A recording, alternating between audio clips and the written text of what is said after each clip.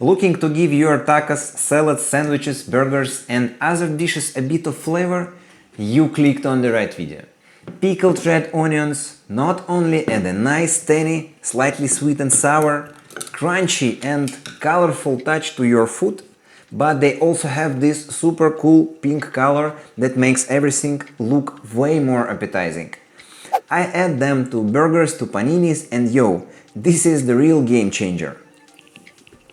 Take onions based on how many jars you want to make. For 1/2 liter jar you will need approximately 2 medium onions. Cut off the ends and remove the outer skin. Cut the onion into half rings. Slice the onion from root to stem rather than how you may be used to doing it. And I prefer to remove the core of the onion to ensure that the slices are evenly sized.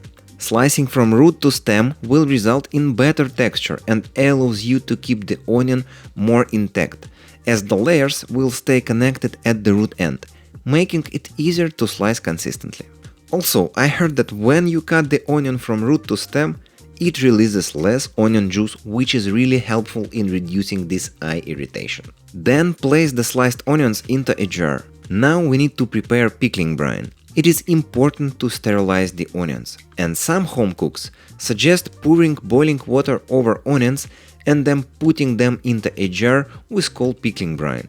Why take extra steps when you can simply add the pickling brine heated to boiling directly into the jar? Boiling the mixture helps to dissolve the salt and sugar and infuse additional flavors from spices and herbs. And it also helps to soften the texture of the onion slightly and speed up the pickling process. In a pot, combine equal parts water and vinegar if you use 5% acidity level vinegar. This will result in a 2.5% acidity pickling brine. If your vinegar has a different acidity level than 5%, and you want to achieve a 2.5% acidity brine, use the following formula to calculate the amount of vinegar needed. For example, if you are using vinegar with 9% acidity and want to make 1 liter of 2.5% acidity brine, the amount of vinegar needed would be 280 milliliters. Add 2 tablespoons of white sugar per each liter of mixture and 2 teaspoons of salt. Sugar is added to balance the acidity of the vinegar and to give the onions a slightly sweet taste. If you prefer a sweeter taste, you can increase the amount of sugar. Bring to a boil, stirring occasionally until the sugar and salt dissolves completely. Pour the hot vinegar mixture over the onions, making sure that they are completely covered. Allow the onions to cool to room temperature, then cover and refrigerate. Give them at least 1 day and you can taste it. I don't know why everybody tells that you can store them up to 2 weeks only and then better to dispose. But I made these onions almost 3 months ago and they are still delicious.